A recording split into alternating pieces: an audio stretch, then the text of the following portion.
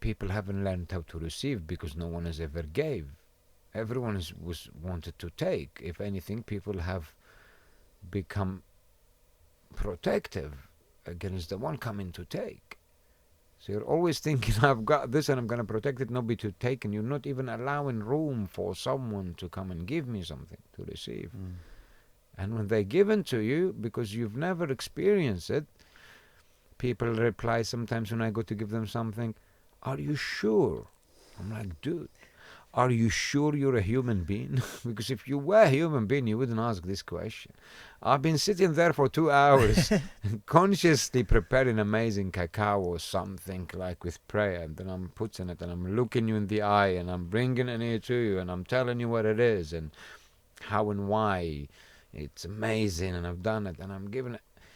You don't have nothing better to say than, are you sure? Like, you could say anything else, I'm sure would be better than that. It's like, how did you get that in there?